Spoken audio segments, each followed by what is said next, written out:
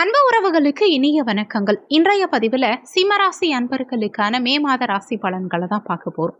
கிரகநிலைகள் இந்த மாதத்துல உங்க வாழ்க்கையில என்ன மாதிரியான மாற்றங்களை உண்டாக்க போகுதுங்கிறத தெளிவாகவும் விரிவாகவும் இந்த பதிவில் பார்க்க போறோம்.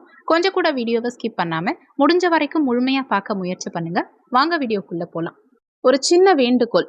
போன வாரம் 2026ஆம் ஆண்டு தமிழக முதலமைச்சரா யார் வருவாங்க, யார் ஆட்சி அமைப்பாங்கன்னு ஒரு வீடியோ பதிவிட்டிருந்தோம். வீடியோ ஆரம்பத்துல ஒவ்வொரு தலைவர்களுடைய சுயஜாதகத்தையும் அலசி ஆராய்ந்து அவங்க ஜாதகத்துல இருக்கும் நல்ல விஷயங்களை, பாசிட்டிவான விஷயங்களை மட்டும் தான் சொல்லியிருப்பேன். ஆனா நிறைய பேர் அந்த வீடியோவை முழுமையா பார்க்காம ஆரம்பத்துல மட்டும் பார்த்துட்டு தப்பா புரிஞ்சுக்கிட்டு தப்பா கமெண்ட் பண்ணிருந்தீங்க. அந்த வீடியோவை ரொம்ப கஷ்டப்பட்டு டேட்டா அனலைஸ் பண்ணி கொடுத்துருக்கோம். ஆனா மக்கள் கிட்ட அது தப்பா போய் சேர்ந்தது கொஞ்சம் கஷ்டமா இருக்கு. அதனால தயவு செஞ்சு டைம் கிடைச்சா அந்த வீடியோவுடைய டிஸ்கிரிப்ஷன்ல 20:45 நிமிஷத்துல ஹூ இஸ் சீஃப் மினிஸ்டர்னு கொடுத்துருப்பேன். அந்த இடத்துல இருந்து வீடியோவை பாருங்க. மே 4ஆம் தேதி எலெக்ஷன் ரிசல்ட்டும் வரப்போது. ரெண்டையும் கனெக்ட் பண்ணி பாருங்க. நான் சொன்னது உண்மையா இல்லையான்னு உங்களுக்கே புரியும். சிம்மராசியை பொறுத்த வரைக்கும் மகம் 1, 2, 3, 4ஆம் பாதங்கள், பூரம் 1, 2, 3, 4ஆம் பாதங்கள், உத்திரம் 1ஆம் பாதத்தை உள்ளடக்கியது சிம்மராசி. சிம்மராசிக்கு அதிபதி சூரிய பகவான்.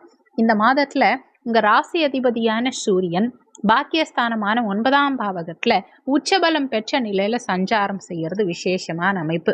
உங்க ராசி அதிபதி 9ஆம் இடத்துல உச்சம் பெற்று புதனோட இணைந்த நிலையில சஞ்சாரம் செய்கிறார். இது புதாதித்ய யோகம். இதுவும் விசேஷமான அமைப்பு. இதனால இந்த மாதத்துல உங்க பெயரும் கௌரவமும் அந்தஸ்தும் கூடும். குரு சுக்கிரன் இணைவு 11ஆம் இடத்துல இருக்கு. லாபஸ்தானமான 11ஆம் இடத்துல மாத பிற்பாதியில சுக்கிரனும் குருவும் இணைந்த நிலையில சஞ்சாரம் செய்யறாங்க. இது உங்களுக்கு பொருளாதார ரீதியா ஒரு பொற்காலமா இருக்கும். உங்க ராசிக்கு 8ஆம் இடமான அஷ்டமஸ்தானத்துல செவ்வாயும் சனியும் மே 11ஆம் தேதி வரைக்கும் இணைந்த நிலையில சஞ்சாரம் செய்யறாங்க. இதுவே இந்த மாதத்தின் தொடக்கத்துல நீங்க சந்திக்கும் சவால்களுக்கு காரணமா இருக்கும். சில சிக்கல்களை உங்களுக்கு மாத துவக்கத்துல, அதாவது மே 11ஆம் தேதி வரைக்கும் இந்த செவ்வாய் சனி இணைவு ஏற்படுத்தலாம். மே 11ஆம் தேதி வரைக்கும் காரிய தடைகள், அலைச்சல்கள், மன அழுத்தம் ஒரு சிலருக்கு ஏற்படலாம். முக்கியமான முடிவுகளை மே 11ஆம் தேதி வரைக்கும் தவிர்த்துக்கிறது உங்களுக்கு நல்லது. செவ்வாய் மே 11ஆம் தேதிக்கு பிறகு பெயர்ச்சியாகி பாக்கியஸ்தானத்துல ஆட்சி பலம் பெற்ற நிலையில சஞ்சாரம் செய்யும் போது, அதாவது சாதகமான இடத்துக்கு வரும்போது உங்களுக்கு இருந்த தடைப்பட்ட காரியங்கள் அனைத்தும் வேகம் எடுக்கும். உங்க முயற்சிகளுக்கு 100% வெற்றி கிடைக்கும். உத்தியோகத்துல வேலையில இருக்கவங்களுக்கு மே 11ஆம் தேதி வரைக்கும் சில நெருக்கடிகள் அல்லது மேலதிகாரிகளோட கருத்து வேறுபாடுகள் உண்டாகிறதுக்கு வாய்ப்புகள் உண்டு. ஆனா 11ஆம் தேதிக்கு பிறகு புதிய வேலை தேடுறவங்களுக்கு மிகச்சிறப்பான வாய்ப்புகள் எல்லாம் வந்து சேரும். வேலையில இருக்கவங்களுக்கு பதவி உயர்வு கிடைக்கும். விரும்பிய இடமாற்றம் கிடைக்கிறதுக்கும் வாய்ப்புகள் அதிகம் உண்டு. தொழில் செய்யறவங்க, பிசினஸ் பண்றவங்களுக்கு வாடிக்கையாளர்களின் எண்ணிக்கை அதிகரிக்கும். லாபம் பல மடங்கா உயரும். குறிப்பா வெளிநாடு அல்லது வெளி மாநில தொடர்புகள் மூலமா அதிக வருமானம் ஈட்டுவீங்க. வேலை மாற்றம் பண்ணணும்னு நினைக்கிறவங்க அவசரப்பட்டு வேலையை விட்டுட வேண்டாம். 11ஆம் தேதி வரைக்கும் நிதானத்தை கடைபிடிக்கணும். வேலை மாற்றம் பண்ண நினைக்கிறவங்க மே 11ஆம் தேதிக்கு பிறகு முடிவெடுக்கிறது நல்லது.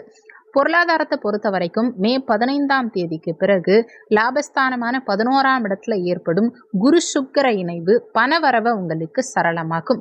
நீண்ட நாள் கனவுகள் நிறைவேறும். குறிப்பா வீடு கட்டணும், வண்டி வாகனங்கள் வாங்கணும், சொத்து வாங்கணும், இந்த மாதிரி நினைக்கிறவங்களுக்கு யோகமான காலகட்டமா மே 15ஆம் தேதிக்கு பிறகு இருக்கும். வீட்டுக்கு தேவையான சொகுசு பொருட்கள், தங்கம், ஆபரணங்கள் இதையெல்லாம் வாங்கறதுக்கான அற்புதமான காலகட்டம் இது. பழைய கடன்களை அடைப்பதற்கான வழிவகைகள் இந்த மாதத்துல உங்களுக்கு பிறக்கும். உங்க ராசிக்கு 7ஆம் இடமான களத்திரஸ்தானத்துல ராகு சஞ்சாரம் செய்யும் காரணத்தினாலையும், உங்க களத்திரஸ்தானாதிபதியான சனி பகவான் அஷ்டமஸ்தானத்துல சஞ்சாரம் செய்யும் காரணத்தினாலையும் கணவன் மனைவிக்குள்ள தேவையில்லாத வாக்குவாதங்கள் வரலாம். ஒருவரை ஒருவர் விட்டு கொடுத்து செல்ல வேண்டியது அவசியம். புதுசா திருமண முயற்சிகள் மேற்கொள்பவர்கள் மே 15ஆம் தேதி வரைக்கும் தள்ளி போடுறது நல்லது. மே 15ஆம் தேதிக்கு பிறகு திருமண பேச்சுவார்த்தைகளை தொடங்கினா உங்களுக்கு சுபமா முடியும். குழந்தைகளின் படிப்பு மற்றும் வளர்ச்சி உங்களுக்கு பெருமையை சேர்க்கும். அவங்க உங்க சொல்படி நடந்துப்பாங்க. பெற்றோர்களுடைய பேச்சை கேட்டு நடந்துப்பாங்க இந்த காலகட்டத்தில் குழந்தைகள். ஆரோக்கியத்தை பொறுத்த வரைக்கும் அஷ்டமஸ்தானமான 8ஆம் இடத்துல செவ்வாய் சனி இணைவு இருக்கிறதுனால ரத்தம், எலும்பு சார்ந்த பிரச்சனைகள் ஒரு சிலருக்கு ஏற்படலாம். ஒரு சிலருக்கு சிறிய காயங்கள் ஏற்படுறதுக்கு வாய்ப்புகள் உண்டு. வண்டி வாகனங்கள்ல செல்லும் சமயத்துல மிக மிக நிதானம் தேவை.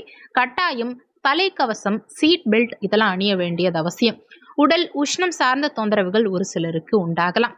உஷ்ணம் அதிகரித்து தோல்வியாதிகள் அல்லது கண் எரிச்சல் சம்பந்தமான தொந்தரவுகள் ஒரு சிலருக்கு ஏற்படலாம். நீர்ச்சத்து நிறைந்த உணவுப் பொருட்களை அதிகமா எடுத்துக்கங்க. மன ரீதியான தாக்கம் இந்த காலகட்டத்தில் கொஞ்சம் அதிகமாகவே இருக்கும். ஒரு சிலருக்கு ஓவர் திங்கிங் அதிகமாக இருக்கும். முடிஞ்ச வரைக்கும் எந்த விஷயத்தையும் அதிகமாக மனசில் ஏற்றிக்காதீங்க. ரிலாக்ஸாக இருக்க முயற்சி பண்ணுங்க. மாணவ மாணவிகளை பொறுத்த வரைக்கும் கல்வி கற்பதில் இருந்த மந்த நிலை நீங்கி சுறுசுறுப்பு உண்டாகும். உயர்கல்விக்காக வெளிநாடு செல்ல முயற்சிக்கும் மாணவர்களுக்கு இந்த மாதம் அற்புதமான செய்தி வரும். நல்ல செய்தி தேடி வரும். மன அமைதிக்கு இந்த மாதத்துல சனிக்கிழமை தினங்கள்ல ஆஞ்சநேயர் வழிபாடு செய்வது சிறப்பு. சிவபெருமானுக்கு பிரதோஷ காலங்கள்ல அபிஷேகம் செய்யறது, சிவ தரிசனம் செய்யறது உங்க கர்ம வினைகளை குறைக்கும். முடிஞ்ச வரைக்கும் ஏழை எளியவங்களுக்கு உணவு தானம் செய்யறது உங்களுக்கு பெரும் புண்ணியத்தை பெற்றுக் கொடுக்கும். இந்த மே மாதத்தை பொறுத்த வரைக்கும் சிம்மராசி அன்பர்களுக்கு சவால்களை தாண்டி சாதனைகள் படைக்கும் மாதமா இருக்கும். மே 11ஆம் தேதி வரைக்கும் பொறுமை காத்தா மீதம் இருக்கும் நாட்கள் உங்க வாழ்க்கையின் பொற்காலமா அமையும். முக்கியமான விஷயம், வீடியோல சொல்லியிருக்கக்கூடிய பலன்கள் கோச்சார ரீதியிலான பலன்கள். கோச்சார பலன்கள் யாரா இருந்தாலும் வெறும் 20% தான் வேலை செய்யும். மற்றபடி 80% உங்க சுயஜாதகப்படி தான் உங்க வாழ்க்கையில என்ன விஷயங்கள் நடக்கணும், அது எப்படி நடக்கணுங்கிறது முடிவாகும். உங்க சுயஜாதகத்துல இப்ப என்ன தசாபுத்தி நடக்குது, தசாநாதனும் புத்திநாதனும் எந்த நிலையில சஞ்சாரம் செய்யறாங்கிறத பொறுத்து உங்க வாழ்க்கையில நடக்கிற நிறைய விஷயங்கள் மாறுபடும்ங்கிறத மனசுல வச்சுக்கணும். சுய ஜாதகம் பார்க்க நினைக்கிறவங்க ஜாதகம் பார்க்கன்னு கொடுத்திருக்க வாட்ஸ்அப் நம்பருக்கு வாட்ஸ்அப் பண்ணுங்க. நன்றி. மற்றும் ஒரு நல்ல பதிவோடு மீண்டும் உங்களை சந்திக்கிறோம்.